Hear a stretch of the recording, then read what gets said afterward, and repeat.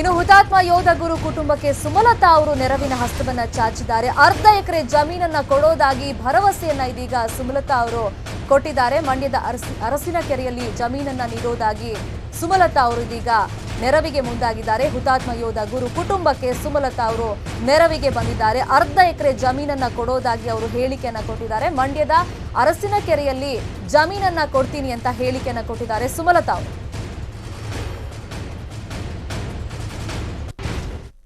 ಬೆಂಗಳೂರಿಗೆ ವಾಪಸ್ ಬಂದ ಕೂಡಲೇ ನಾನು ಅಭಿ ಇಬ್ಬರು ನೊಂದ ಕುಟುಂಬವ್ರನ್ನೇ ಭೇಟಿ ಮಾಡೋಕ್ಕೆ ಬರ್ತೀವಿ.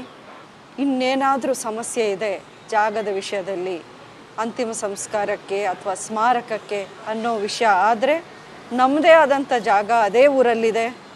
ಅದರಲ್ಲಿ ಅರ್ಧ ಎಕರೆ ಅವರ ಸ್ಮಾರಕಕ್ಕೋಸ್ಕರ ಕೊಡೋಕ್ಕೆ ಅಂತ ನಾವು ಸಿದ್ಧರಾಗಿದ್ವಿ.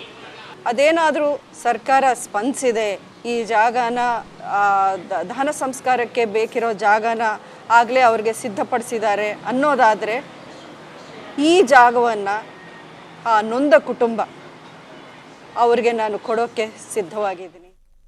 ಈ ಬಗ್ಗೆ ಮಾತಾಡೋದಕ್ಕೆ ಖುದ್ದು ಸುಮಲತಾ ಅಂಬರೀಶ್ ನಟಿ ನಮ್ಮ ಜೊತೆ ಫೋನ್ ಸಂಪರ್ಕದಲ್ಲಿ ಜಾಯ್ನ್ ಆಗಿದ್ದಾರೆ. ಮ್ಯಾಮ್, ನಿಮ್ಗೆ ನಾವು ಅಭಿನಂದನೆ ಜೊತೆಗೆ ಹ್ಯಾಟ್ಸ್ ಆಫ್ ಹೇಳ್ತೀವಿ. ಯಾಕಂದ್ರೆ ಇಂಥ ಸಂದರ್ಭದಲ್ಲಿ ಯೋಧನ ಕುಟುಂಬಕ್ಕೆ ಬೆಂಬಲವಾಗಿ ನೀವು ನಿಂತಿದ್ದೀರಾ. ಸೊ ಮನೇಲೆಲ್ಲ ಯಾವ ರೀತಿ ಡಿಸ್ಕಷನ್ ಮಾಡಿ ಈ ನಿರ್ಧಾರಕ್ಕೆ ಬಂದಿದ್ದು ನೀವು?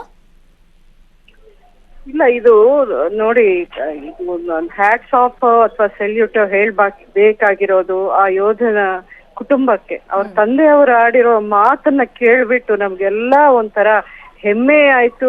ಒಂದು ತರ ಅದು ಏನ್ ಹೇಳ್ಬೇಕು ಅನ್ನೋ ಒಂದು ಎಮೋಷನ್ ಅದು. ಇನ್ನೊಬ್ಬ ಮಗ ಇದ್ರೆ ಅವನು ನಾನು ಕಳಿಸ್ತೀನಿ ನಮ್ ದೇಶಕ್ಕೆ ದೇಶಕ್ಕೋಸ್ಕರ ಹೋರಾಡೋಕ್ಕೋಸ್ಕರ ಅನ್ನೋ ಒಂದು ಮಾತಿದೆಯಲ್ಲ, ಎಂಥ ಮಾತದು. ಎಷ್ಟೇ ಎಡ್ಯುಕೇಶನ್ ಇದ್ರು, ಎಷ್ಟೇ ಒಂದು ಡೆವಲಪ್ ಪೀಪಲ್ ಅನ್ನು ಅಂತ ಒಂದು ಮಾತಾಡೋ ಶಕ್ತಿ ಬರ್ಬೇಕಲ್ಲ. ಅವ್ರ ಮುಂದೆ ನಾವ್ ಏನ್ ಮಾಡಕ್ಕಾಗತ್ತೆ, ಏನ್ ಹೇಳಕ್ಕಾಗತ್ತೆ ಹೇಳಿ? ನಮ್ದು ಏನಿದ್ರು ಒಂದು ಸಣ್ಣ ಸಲ್ಲಿಕೆ ಅಷ್ಟೇ, ಇನ್ನೇನು ಇಲ್ಲ. ನಾನು ಅವ್ರು ಇದನ್ನ ಆಕ್ಸೆಪ್ಟ್ ಮಾಡಿದ್ರೆ ಅದು ನಮ್ಮ ಪುಣ್ಯ ಅಂತ ನಾನು ಅನ್ಕೋತೀನಿ. ಇವಾಗಿನ ಲೈಫ್ ಸ್ಟೈಲ್ ಅಲ್ಲಿ ಎಲ್ಲ ಸೆಲ್ಫಿಶ್ ಗಳಾಗಿದ್ದಾರೆ. ತಮ್ಮ ಮಕ್ಕಳು, ತಮ್ಮ ಫ್ಯಾಮಿಲಿ, ತಮ್ಮ ಜೀವನ ಚೆನ್ನಾಗಿದ್ರೆ ಸಾಕು ಅಂತ ನೋಡ್ತಾರೆ. ಅಂತದ್ರಲ್ಲಿ ನಾವಿಲ್ಲಿ ಆರಾಮಾಗಿರೋದಕ್ಕೆ ರೀಸನ್ನೇ ಪಾಪ ಅವ್ರುಗಳು, ವೀರ ಯೋಧರು. ಸುಭದ್ರವಾಗಿ ಇದೀವಿ ಅಂತೆ, ನಾವ್ ಇವತ್ತು ಸೇಫ್ ಆಗಿ ಸುಭದ್ರವಾಗಿ ಇದೀವಿ ಅಂದ್ರೆ ಅವ್ರು ಮಾಡೋ ತ್ಯಾಗನೇ ಅದಕ್ ಕಾರಣ. ಹೌದು, ನಮ್ಗದ್ ಗೊತ್ತಾಗಲ್ಲ, ನಾವ್ ಯಾರು ಅಂತ ಅವ್ರಿಗೇನ್ ಗೊತ್ತಿಲ್ಲ. ಆದ್ರೂ ಗೊತ್ತಿಲ್ದೇ ಇರೋರ್ಗೋಸ್ಕರ ಅವರು ಪ್ರಾಣವನ್ನೇ ಸಮರ್ಪಣೆ ಮಾಡ್ತಾರಲ್ಲ, ಅದ್ರ ಮುಂದೆ ನಾವ್ ಏನ್ ಮಾಡಿದ್ರು ಅದು ನಿಜವಾಗ್ಲೂ ಹೇಳ್ಕೊಳ್ಳೇಬಾರ್ದು ಅಂತದ್ದು ಇದು. ಆದ್ರೂ ನಾನ್ ಮಲೇಷ್ಯಾದಲ್ಲಿ ಇದ್ದೀನಿ, ಅಲ್ಲಿಗೆ ಇವತ್ತು ಬರಕ್ ಆಗಲ್ಲ.